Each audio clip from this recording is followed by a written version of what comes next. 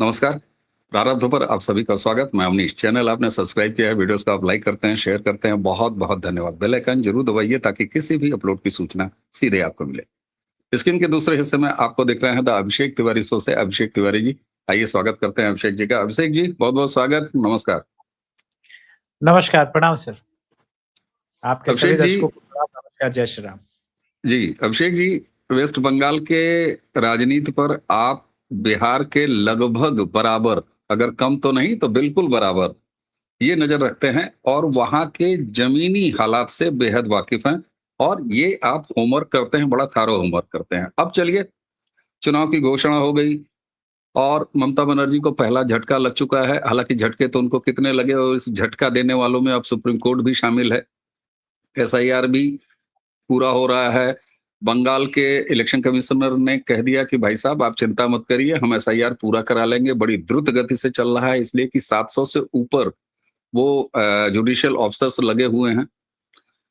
इससे पहले एक झटका और वहाँ पर लगा जब 144 की पहली लिस्ट वो जारी कर दिया भारतीय जनता पार्टी ने। ये साफ लगा कि बीजेपी ने एसआईआर में उलझा देख के ममता बनर्जी को जमीन पर अपनी तैयारी शुरू की और यहाँ तक कि लेफ्ट ने 144 से बीजेपी की लिस्ट से बड़ी लिस्ट उतार दी है। लेकिन ममता बनर्जी की लिस्ट अभी नहीं है। पता नहीं वो ईडी वाले छापे के दौरान लिस्ट वाकई ईडी उठा के ले गई थी, क्या किया था ममता बनर्जी। लेकिन ममता बनर्जी को घेरने की बीजेपी की एक साफ रणनीति दिखाई देती है। नंदीग्राम पिछली बार जो शुभेंदु अधिकारी ने किया था, इस बार भवानीपुर दोहराने की बात करते हैं। भवानीपुर की गणित बदल चुकी है लगभग। वहां पर कुल मिला के अगर देखा जाए तो पहले फेज में 48,000 फिर 14,000 और सस्पिशियस नाम थे। यानी कि लगभग 55 से 58 या कहिए 60,000 के आसपास वोट वहां पर एसआईआर में साफ हो चुके हैं। अगर भवानीपुर से उपचुनाव जीतने का अंतर देखिए तो ममता बनर्जी हाल सामने जो है उसमें तो हार चुकी हैं, इलेक्शन से पहले ही हार चुकी हैं। ममता बनर्जी एसआईआर में घिरने के बाद जबकि लगभग 25,000 प्रति विधानसभा सीट एसआईआर में मत कम हुए हैं, यानी साफ हुए हैं। आज अभिषेक तिवारी क्या स्थिति देखते हैं ममता बनर्जी की, टीएमसी की विशुद्ध पॉलिटिकल ग्राउंड पर, चुनावी ग्राउंड पे? जी।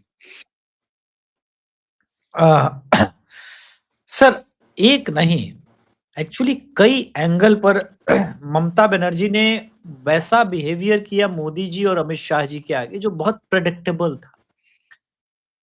आप कुछ बड़े पॉइंट मिस कर गए। भवानीपुर में तो फंसाना ये वही रणनीति है जो यूपी में अखिलेश यादव को आजमगढ़ में 2019 के इलेक्शन में निरहुआ को खड़ा करके फंसा देना था। पूरा समाजवादी कुनबा फंसा रहा कि अखिलेश भैया को जिताना। अरे अखिलेश भैया तो जीत ही जाते हैं आजमगढ़ से, बाकी आप 5 सीट पर फंस गए। तो ममता बनर्जी के साथ इशू ये है कि ममता बनर्जी के साथ पिछले 7 दिन में क्या हुआ। ममता बनर्जी उस घटना स्थल पर, धरना स्थल पर थी जहां वो सालों से नहीं, अब तो कहा जाना चाहिए दशकों से वहां पे धरना देती रही। कोई नई बात नहीं है, नंदीग्राम के बाद, सिंगूर के बाद। और कोलकाता ने उनको बड़ा प्यार दिया, बहुत प्यार दिया। इस बार वो 4 दिन धरने पर बैठी रही, लेकिन कोई धरने पर उनको देखने समझने नहीं आया। हाँ, कुछ लोग काला झंडा लेकर के विरोध करने जरूर पड़ गए कि हम लोग का पेंशन वेंशन बढ़ाओ, तो अनाउंसमेंट से 5 घंटे पहले या 2-3 घंटे पहले पेंशन बढ़ा दिया उन्होंने। खैर, उससे नाराजगी कम नहीं होगी। अब मैं आपके साथ 1-2 फोटो शेयर करना चाहता हूं, आप आपके दर्शकों के साथ, वो आवश्यक है। ये फोटोग्राफ देखिए सर, ठीक है? ये फोटोग्राफ आप शेयर कीजिए दर्शकों के साथ। ये फोटो, फिर उसके बाद ये फोटो आएगी और फिर आएगी ये फोटो। घायल हैं, इसलिए ये वोटर घातक है। ये वोटर आज से घायल नहीं है, ये वोटर पंचायत चुनाव से घायल है। 2021 प्री पोल पोस्ट पोल वायलेंस से घायल, 2024 में घायल किए गए। इस बार चुनाव आयोग ने कहा कि न पोस्ट पोल वायलेंस होने देंगे न प्री पोल। 2 चरण में चुनाव की भविष्यवाणी मैंने की थी अपने चैनल पर, लेकिन एक बात और मैंने कही थी कि इस बार 1000 कंपनियां नहीं होंगी, ज्यादा हो। कल शाम को खबर आ गई कि 2000 कंपनी। बता दें अवनीश सर, 500 कंपनियां तो आपने शो में हम लोगों ने पहले कवर किया है, 500 कंपनियां पहले से पहुंची थी। 2 फेज में चुनाव होना है, और हर फेज में चूंकि 2500 कंपनियां ऑलरेडी हैं, कल्पना कीजिए सर, वो chair system, carrom board ecosystem, club system टिकेगा? चुनाव आयुक्त ने कल किले में तोप घुसा के, सॉरी, टैंक घुसा के जो बमबारी की है, ममता बनर्जी हिल गई। चीफ सेक्रेटरी किसको बनाया सर? हटाया, ये तो सबको याद है। बनाया किसको? उसको बनाया जिसको ममता बनर्जी ने सालों से संट करके रखा है सर। बदला नहीं लेगा सर? बदला लेगा ना? यही राजनीति है और लॉन्ग टर्म राजनीति है, और ये सभी करते रहते हैं। ये जो दुष्यंत नारियाला है, इनके साथ ममता बनर्जी ने क्या क्या ना किया। अब ये आया है, बोला कि अब मेरी बारी। दूसरा जो टैंक का गोला घुमाया, बोला ये 40 अफसर इंचार्ज जो थे पिछले चुनाव में 2021 में, जिनके रीजन में पोस्ट पोल वायलेंस हुआ है, इनकी लिस्ट बना के आप मुझे बता के दीजिए कि क्या क्या कार्रवाई हुई जब पोस्ट पोल वायलेंस हुआ।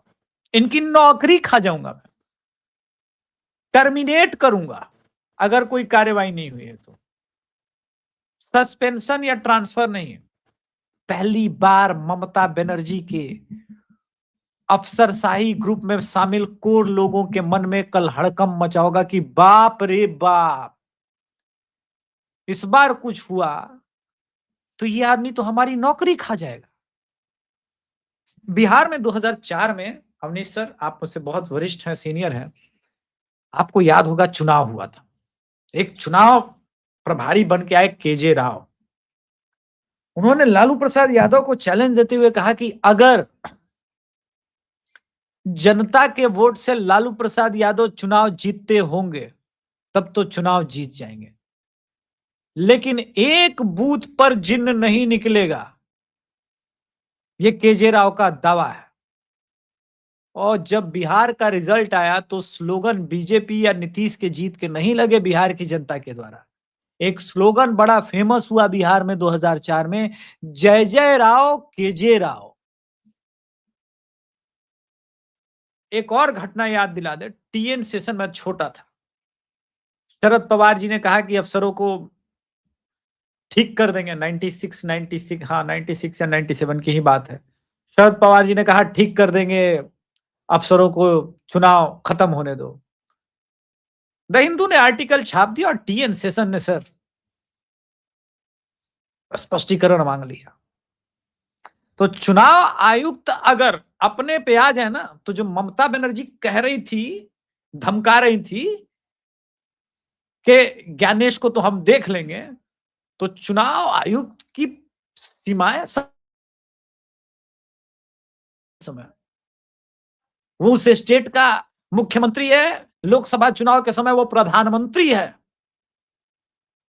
ये बात ममता बनर्जी और उनके अफसर भूल गए। कल 6 घंटे में आप देख लीजिए, महुआ मोइत्रा और जो राजदीप की पत्नी है और ममता बनर्जी, सबको याद आ गया, सब बदल दिया, कमिश्नर से लेके सब कुछ, बोला सब ट्रांसफर। ठीक, अब आपका पहला सपोर्ट सिस्टम चला गया। दूसरा, आपका फोकस जाएगा भवानीपुर बचाने में, जिसके संदर्भ में आपने कहा शुभेंदु लड़ रहा है वहां से। और शुभेंदु क्यों लड़ रहा है? क्योंकि शुभेंदु को ये पता चल गया कि दिल्ली में केजरीवाल तब हारा जब केजरीवाल के सामने प्रवेश वर्मा खड़ा होकर लड़ा और जीता। शीला दीक्षित तब हारी जब केजरीवाल ने ताल ठोकने की हिम्मत की कि बोला मैं लड़ूंगा तुम्हारे साथ। महारथियों को पराजित करके ही कोई महारथी बनता है, रथी अर्धरथी। इस युद्ध में इनको पराजित करके आप क्या बोले?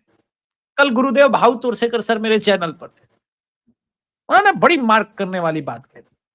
बोला अभिषेक महाभारत युद्ध क्यों? मैंने बोला द्रौपदी माता का अपमान एक बड़ा कारण था। बोला बस, बंगाल में भी द्रौपदी जी का अपमान हो गया। अब ये अनुभव देता है, ये मेरे जैसे दिमाग में नहीं आता। उन्होंने अनुभव की बात की, मैंने मार्क किया उस पे, फिर मैंने कैलकुलेशन किया कि क्यों मथुआ मथुआ मथुआ सिर्फ मथुआ नहीं, बंग आप चूंकि रहे हैं असम में, आप उस झारखंड का उस रीजन में, इसलिए आप समझ पाएंगे।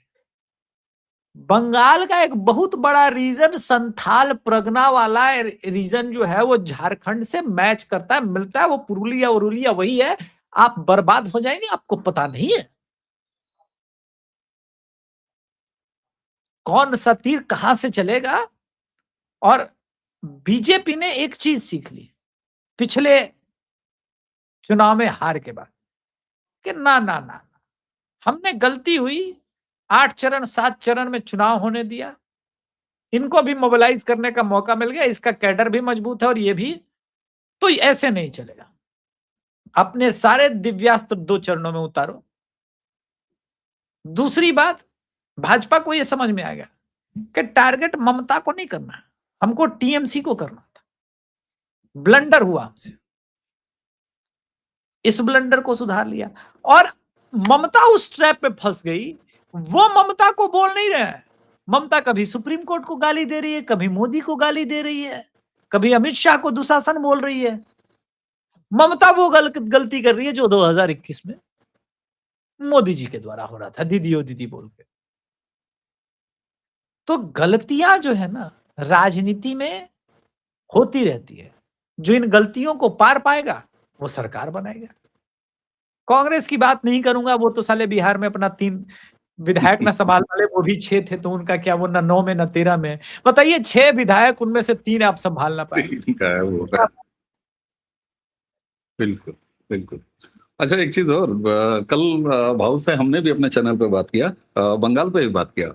भाऊ ने जी। एक चीज़ और कही, भाऊ ने वाक़ई ये द्रौपदी और महाभारत वाला तो उन्होंने ऑफ द कैमरा मुझसे कहा, लेकिन उन्होंने एक बात जो ऑन कैमरा कही, जो वीडियो अभी भी चल रहा है, उसमें उन्होंने ये कहा कि एक तरफ एसआईआर में ममता बनर्जी उलझी रहीं और भारतीय जनता पार्टी जमीन पर अपनी तैयारी करती रही। दूसरी बात उन्होंने कहा कि परेड ग्राउंड में जो भीड़ दिखाई दी, वो केवल नंबर्स नहीं थे, वो भावना थी, और वो भावना ये थी कि हम तुम्हें सरकार में ले आ रहे हैं। इस बार एक नया फ्लेवर, एक नया तेवर बंगाल की जनता ने ले आया।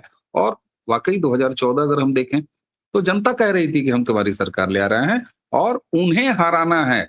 वो हारेंगे तो तुम जीत जाओ, ये तो बाई प्रोडक्ट निकलेगा ही। ये भावना, भाव का आकलन ये था। अच्छा, ममता बनर्जी ट्रैप में फंसी हैं। ममता बनर्जी इसको इस बार मोदी वर्सेस अपने नहीं बना पाई, लेकिन वो अपनी तरफ से पूरी कोशिश कर रही है, सारी चीजें। लेकिन ममता बनर्जी धमकियों पर उतर आई। मैं 2 धमकियों की जिक्र करूंगा। एक धमकी जो उन्होंने जनता को दिया, वेस्ट बंगाल, आप सोचे, एक सिटिंग चीफ मिनिस्टर अपने ही प्रदेश के हिंदुओं को ये कह रही है कि अगर मैं नहीं रही, और इस पे तो मुसलमानों को कड़ी ऑब्जेक्शन लेना चाहिए, कि उन्होंने कहा 2 मिनट में तुम्हारा सफाया कर देंगे। कल उन्होंने भारतीय जनता पार्टी के कार्यकर्ताओं को धमकी दी। उन्होंने कहा कि छक्का मारेंगे, और दूसरा, तुम्हें अफसोस होगा कि तुम किसका समर्थन कर रहे थे। ममता बनर्जी एक तरफ जनता को धमकी देती हैं, दूसरी तरफ अपने सामने खड़ी हुई सबसे बड़ी पार्टी जो कि उनको हराने जा रही है, उसको धमकी देती हैं। ये केवल फ्रस्ट्रेशन है, या अब ममता बनर्जी के पास धमकी के अलावा जो वो पहले करती रही हैं, कोई और रास्ता नहीं बचा है? और जनता बिल्कुल तैयार है, ये तो बिल्कुल साफ दिखाई दे रहा है। क्या लगता है आपको, भाजपा इसको कैसे मैनेज कर पाएगी? अरे भैया, जनता को तो छोड़ो, अब तुम्हारे कार्यकर्ताओं को खुली धमकी दे रही है। इसके लिए क्या स्ट्रेटजी भाजपा की? नहीं, वो तो मैंने बताया पहले कि 2000 से अधिक कंपनी आ रही है, तो धमकी है, वो तो चलेगा, इनको पता चलेगा। लेकिन आप एक हुँ, धमकी याद आया, धमकी से बिहार चुनाव इस बार असर आपने बहुत डीप देखा। इस बार जितना बिहार इलेक्शन को हम लोगों ने जैसे हर एंगल से कवर किया था, एक प्रभाव और पड़ा था बिहार चुनाव। आवेद भैया के सत्ता कट्टा उठा के सटा ले, हुँ, कट्टा सटा के उठा ले पूरे। या फिर सिक्सर के 6 गोली मारेंगे छाती मेरे, हैं? गाना तो गाया, वायरल भी खूब हुआ, चुनाव में बजा भी खूब। लेकिन बहन बेटियों ने क्या किया? 3,000 रुपए देने का प्रॉमिस किया, 1,00,000 रुपए हर एक जीविका दीदी को देने का, 30,000 रुपए हर एक जीविका दीदी को देने का प्रॉमिस किया तेजस्वी ने। एक जीविका दीदी झांसे में फंसी, एक महिला झांसे में नहीं फंसी। क्यों? क्योंकि चाल और चरित्र पकड़ा गया। 15 वर्षों में ममता बनर्जी का चाल और चरित्र, इसलिए मैंने पहले वो फोटोज दिखाया और बताया कि कितनी घायल है। आप क्या धमकी दीजिएगा जी? 35,000 लोग जो पलायन किए उस वक्त असम बॉर्डर से, वो वापस लौट के बंगाल आए। अब आप उनको डर दिखाइएगा? डर तो वो देख चुके आपका। अब तो वो जानते हैं कि जीना है तो बदलना तो पड़ेगा ही, वरना जीवन भर ये सताएंगे। डर तो आपको जो करना था कर चुके। अब तो आप ये बताइए कि 9 तारीख को चुनाव असम का समाप्त हो जाएगा और मास्टर ऑफ पोलराइजेशन, मैं योगी जी को नहीं मानता, हेमंता को मानता हूं। पूरे असम चुनाव को उस आदमी ने अकेले बूते पे, अपने बूते बदल दिया। बोला मैं देख लूंगा मोदी जी, आप लोग उधर देखो, यहां का आप टेंशन मत लो। वो जब आ करके बांग्लादेशी, क्योंकि आपने बोल तो दिया है वोटर को 2 मिनट में खत्म करेंगे, वो जब अपने पिच पर स्लॉग ओवर की बैटिंग करेगा 9 तारीख से 24 तारीख और फिर 29 तारीख तक, ममता दीदी आप झेल नहीं पाइएगा हेमंता विश्व शर्मा को। और ये कोई ना सोचे कि सिर्फ झारखंड और बिहार का बंगाल में इंपैक्ट है, ना, इंपैक्ट तो बंगाल में भी है। इसलिए बंगाल में है क्योंकि आप तो असम में रहे हुए हैं। असम में तो बंगाल से आए हुए बंगाली रचे हैं, बसे हैं, आज से नहीं बसे हैं। बिल्कुल। तो राजनीति में मोदी एक ऐसा है ना, मोदी के तर्कश में सर ऐसे है ना, एक नहीं कई दिव्यास्त्र। वो योगी आदित्यनाथ का संधान कर सकते हैं, वो हेमंता विश्व शर्मा का संधान कर सकते हैं, देवेंद्र फडणवीस का कर सकते हैं, गिरिराज सिंह जी का कर लेंगे, मनोज तिवारी का कर लेंगे। कहां करेंगे ये इंपॉर्टेंट है। वर्धमान में हो जाएगा, वर्धमान में हो जाएगा, मालदा में हो जाएगा, कटिहार से लगे हुए जिलों में हो जाएगा, होगा तो हर जगह होगा। आप 2 चरण में हेलीकॉप्टर, एक बार बिहार का विश्लेषण आपके चैनल पर मैं कर रहा था प्रारब्ध पर ही, तो मैंने एक बात बोली थी सर कि चुनाव आयोग ने 2 चरण का समय दिया है, तेजस्वी यादव अकेले हैं। इन दोनों चरणों में इतने दिन का गैप है, 10 दिन के अंदर मैक्सिमम इनका हेलीकॉप्टर कितने जगह पे उड़ पाएगा? एक दिन में 5। चलिए हम थोड़ा सा आगे बढ़ लेते हैं, तो 12 दिन का गैप था। बोला 60 नहीं, हम 75 दे देते हैं। 75 सीटों पर चुनाव प्रचार प्रसार कर पाएंगे तेजस्वी बाबू, इनका मैक्सिमम नंबर होगा। और उनमें से राहुल कितनों पे करके माइनस करेगा वो अलग बात। तो इनका तो मैक्सिमम लिमिट ही 75 जा रहा है। कितने जीतेंगे बाद की बात है, तो जीते कितने? 25 जीते। ममता बनर्जी खूब भवानीपुर से उड़ करके जाएंगी तो कहां कहां जाएंगी, क्योंकि भवानीपुर भी तो बचाना है। इस बार मुझे नहीं लगता कि नंदीग्राम लड़ेंगी वो चुनाव, वो एक और आसरा ढूंढेंगी। 2 चीज हो सकता है कि वो या तो मान ले कि हम भवानीपुर भी हार रहे हैं और नंदीग्राम भी हार रहे हैं, तो भवानीपुर के अलावा कहीं और नॉमिनेट करें। और अगर भवानीपुर में अकेले फंसेंगी तब तो पूरा टीएमसी लगाना पड़ेगा। तो हेलीकॉप्टर उड़ेगा उनका खूब 100 सीट पर, बाकी 194। और ये 100 में कन्वर्ट आप कितना करेंगे? चलिए हम सेफर साइड थोड़ा बढ़ा देते हैं, आपको 140 सीट तक उड़ने की इजाजत दे देते हैं, क्योंकि समय तो सर 12-13 घंटा है ना दिन भर का। बाकी काम भी तो आपको करना है ना। तो ये इनका अपर लिमिट है सर। इसलिए मेरा मानना है ये चुनाव अब बहुत तेजी से फिसल रहा है ममता बनर्जी के पास से। ममता बनर्जी को नई स्ट्रेटेजी कुछ अपनानी पड़ेगी, और वो स्ट्रेटेजी मोदी अमित शाह को दुशासन बोलना, गाली देना केंद्र सरकार को, सुप्रीम कोर्ट से उलझना, चुनाव आयोग से उलझना, वो स्ट्रेटजी है नहीं। दूसरी बात, जो इनके कलात्मक बल्लेबाज थे, फरहाद हकीम जैसे लोग जो हर चरण में कुछ ना कुछ गोलमाल कर दिया करते थे, वो इस बार खुद बचेंगे कि नहीं, ये तो इम्पोर्टेंट है। क्योंकि नजर तो चुनाव आयुक्त से लेकर के प्रशासन की वहीं पर है कि कलात्मकता, ये जो खेल खेलते हैं अंदर अंदर खेला होबे के नाम पर, वो ना हो पाए। फिर कैसे होगा 2 चरण में? तो संभावनाएं क्षीण हो रही है। और एक और बात, 63 लाख कट चुके हैं, 12 से 18 में मिनिमम और ऐड कर रहा हूं, और मैं मानता हूं इतना जाएगा। बिल्कुल, तो दिख रहा है। तो 82% ना लास्ट टाइम वोट किए थे सर, और उसमें से 72 कट जाएंगे ओरिजिनल। अब जाकर के रियल टाइम आपका जो वोटिंग परसेंटेज, मैं आज ही भविष्यवाणी कर दे रहा हूं, 85% के आसपास बंगाल में वोटिंग होगा, क्योंकि ये रियल नंबर है। 15% कहीं भी किसी पे वोट नहीं हो पाता, वो पलायन रहता है। अब जब 85% पोल होगा, तो मेरा मानना है सर, ममता बनर्जी 40 के आसपास आ जाएगी वोट शेयर में।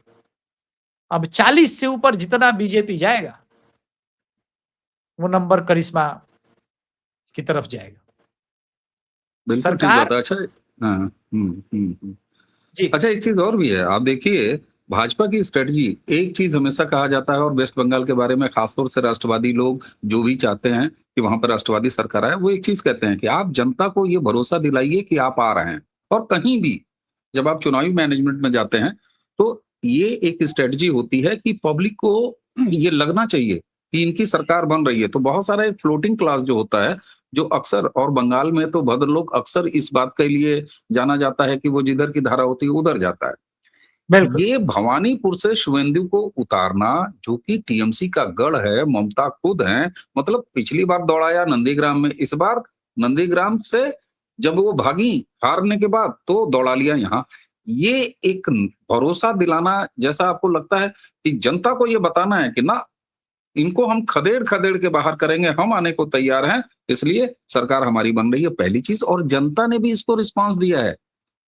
परेड ग्राउंड में जो जनता आके खड़ी हुई है मोदी के सामने, वो साफ संकेत जनता का था कि 2 कदम हम चल रहे हैं। और बीजेपी ने भी एक कैंडिडेट उतार के ये दे दिया भवानीपुर से कि 2 कदम हम भी चल रहे हैं। तो वो वाली लाइन मुझे याद आती है, 2 कदम तुम भी चलो, 2 कदम हम भी चलें। और आपने हेमंता और असम की बात की। कल मैं अपने यहाँ एक दूसरे वीडियो पे चर्चा कर रहा था। बंगाल के एक हमारा अनुज था, उससे बात कर रहा था। तो मैंने ये कहा कि जिस तरीके से उत्तर प्रदेश और बिहार में एक समानता देखी जाती है, कल्चर से लेके, खान-पान से लेके, राजनीतिक स्टाइल तक, यही समानता वेस्ट बंगाल और असम में है। खान-पान से लेके, आबादी से लेके और राजनीति तक में। क्यों? क्योंकि वहाँ भी घुसपैठ, वहाँ भी डेमोग्राफी, यहाँ भी ये सारी स्थितियाँ। ऐसे में जब हेमंता आएँगे, जो कि आपने रेफर किया, तो वो तो हाल बताएँगे ना कि देखो हमारे असम का हाल क्या है, तो अगर तुमको बचना है तो बचो।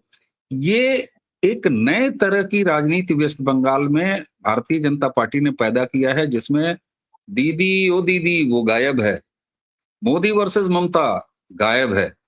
तो ये क्या आपको लग रहा है कि जमीन जो मांग रही है, बीजेपी वही स्ट्रेटजी वहां दे रही है? नहीं, 2-3 चीजें हैं सर। परेड ग्राउंड में जब ये मोदी जी ने पहली चीज क्लियर की कि हम और टीएमसी अलग-अलग हैं। हम्म, जो कन्फ्यूजन फैलाने का टीएमसी के कार्यकर्ताओं ने प्रयास किया कि मोदी खुद नहीं चाहता है जीतना, उन्होंने कहा कि टीएमसी की विदाई का समय आ गया है, ममता दीदी के लिए नहीं है। दूसरी बात, डेमोग्राफी चेंज जो हुआ है उसको हम बदलेंगे। ये बात जब हम्म, अमित शाह और ये कह रहे हैं, इसका मतलब ये है वो कह रहे हैं कि हम सत्ता में आकर के बदलेंगे। तीसरी बात, हम और आप इस बार सर लेफ्ट को कमजोर समझ रहे हैं। लेफ्ट कमजोर है भी, लेकिन लेफ्ट इस बार चुनाव में लड़ने को कुछ स्पेसिफिक सीट पर तैयार है, और ममता हम्म, बनर्जी को ध्यान नहीं है इस बार। ममता बनर्जी को उन मुस्लिम बहुल सीटों पर बहुत फोकस करना पड़ेगा। वो सोच के जो बैठी है कि वही उनका कर्णधार और पार लगा देगा नाव से। सर बिहार में राजद और कांग्रेस का सबसे स्ट्रांग बेस क्या था सर? सीमांचल था। एसआईआर के बाद सर सीमांचल में ही सबसे ज्यादा झटका लगा सर। 11 लाख मालदा में वोट कटे हैं और मालदा में 10 लाख और 11 लाख वोट कटे हैं मुर्शिदाबाद में सर। पूरा डेमोग्राफी तो आधा बदल दिया। लोग जोड़ के बैठे हैं कि हम 77% है। तुम नहीं हो, तुम नहीं हो। तुम्हारे कपोल कल्पना मस्तिष्क में भरा हुआ है। एक एक सीट को जैसे परिसीमन के समय मैप किया जाता है ना, वैसे मैप्ड हुआ है। लोग ये जरूर सोचेंगे कि 1.5 करोड़ क्यों नहीं कटा, कि 1 करोड़ क्यों नहीं कटा। जितना कटा है बड़ा परफेक्ट कटा है। आपने मुझसे पूछा था ना एक बार सर, पटना में 3.5 लाख वोटर कट गया अभिषेक, बीजेपी को बड़ा नुकसान होगा। इसी प्रारब्ध चैनल पे पूछा था और मैंने उत्तर दिया था कि पटना बूढ़ों का शहर है, बुजुर्गों का शहर। युवा यहाँ बस हम जैसे जो लोग कुछ है जो स्टार्टअप के नाम पर, पत्रकारिता के नाम पर माता पिता के साथ रहे, बाकी सब पलायन। चिड़िया उड़ चुकी है। तो बंगाल से चिड़िया उड़े हुए 15 बरस हो गया है अमृतसर। अरे बिल्कुल, पढ़ाई से लेकर के, रोजगार से लेकर के हर चीज। आप मुझे बताइए कि पूरे टीएमसी के रीजन में एक इन्वेस्टमेंट जो आया है। टीएमसी तो आई ही इस सरकार पे कि लेफ्ट गलती से एक इन्वेस्टमेंट सिंगूर में लेकर के आ रही थी टाटा नैनो का, वो भी भगा दो। बंगाल तो पूरा पलायन ही है सर, चिड़िया उड़ चुकी है। बंगाल के लड़के पढ़ने के लिए बाहर रहते हैं। बंगाल का ये जो मुसलमान जो अंदर से घुसता है और बाहर जाता है, वो सब महाराष्ट्र, केरल, कर्नाटका में जाता है, तमिलनाडु में जाता है। तभी तो 90 लाख कटा है वहां भी सर। बिल्कुल बिल्कुल बिल्कुल। यही तो नहीं समझ रहे हैं लोग। बिल्कुल। तो अरे अभी मैं गोवा गया था और गोवा में आपको जान के आश्चर्य होगा, हर जगह मतलब प्रवासी मजदूरों के नाम पे पूर्वी उत्तर प्रदेश या उत्तर प्रदेश और बिहार का नाम लिया जाता है। 90%, मोर देन 90% जो वहां पर वर्किंग क्लास है, वर्कर्स हैं, वो बंगाली। हर दूसरा आदमी, हर तीसरा आदमी बंगाली। ये स्थिति है अभी गोवा की। तो मुंबई की पलायन का तो गजब खेल है। और एक चीज और, आपने अभी लेफ्ट के बारे में बात कही, बिल्कुल सही बात है। लेफ्ट बड़ी सीरियसनेस के साथ इलेक्शन लड़ रहा है। आरजी कर आंदोलन के दौरान जो युवा चेहरे बने थे आंदोलन के समय, उनको टिकट दे रही है लेफ्ट और चुनाव लड़ा रही है। और यहाँ बीजेपी को देखिए, बंकिम बाबू यानी वंदे मातरम के रचयिता हमारे बंकिम बाबू के परिवार के एक सदस्य को टिकट दिया है, सौमित्र को। तो ये एक नई चीज। और भाजपा जब भी मल्टीपोलर इलेक्शन होता है तो उसमें बेस्ट परफॉर्म करती है, ये सबसे बड़ी ताकत है। और इस बार इंडी अलायंस का भिंडी जो बना हुआ है वेस्ट बंगाल में, और इसमें अभी तड़का लगना बाकी है। किसका? सिर्फ लेफ्ट और कांग्रेस का नहीं। भले कांग्रेस की कोई भी साथ नहीं हो, लेकिन ये 1-1.5-2% भी ममता के खिलाफ ही जाएगा। लेफ्ट के पास जो भी आएगा ममता के खिलाफ आएगा। इसके अलावा वो बाबरी मस्जिद वाला, वो जो भी लेगा वो खिलाफ जाएगा। ओवैसी जो भी लेगा वो खिलाफ जाएगा। बाकी भारतीय जनता पार्टी और सत्ता परिवर्तन के समर्थक वर्ग बिल्कुल इंटैक्ट है। ये पुराने परिणाम बताते हैं, वोट शेयर बताते हैं कि भाजपा का वोट शेयर बढ़ा है, सीटें कम होने के बाद भी पिछले लोकसभा में। तो ये बताता है कि ममता बनर्जी खेला करने के चक्कर में एसआईआर से उलझी रही और यहाँ काम लग गया उनका जमीन पर। तैयारी उनकी ये है कि लेफ्ट और बीजेपी ने अपने कैंडिडेट उतार दिए हैं और ममता बनर्जी की अभी लिस्ट फाइनल नहीं हो पा रही है। अभिषेक जी, आपने हमें समय दिया, आपको बहुत बहुत धन्यवाद। दर्शकों, अगर आपको लगा हो कि ये वीडियो कुछ सार्थक बात कर रहा हो तो इसे आप आगे जरूर बढ़ाइएगा। चैनल को इसी तरह अपना स्नेह देते रहिएगा। तो आज की चर्चा अब यहीं समाप्त करेंगे। मुझे यानी अवनीश और अभिषेक दोनों को आगे दीजिए। नमस्कार, प्रणाम, जय जय श्री राम।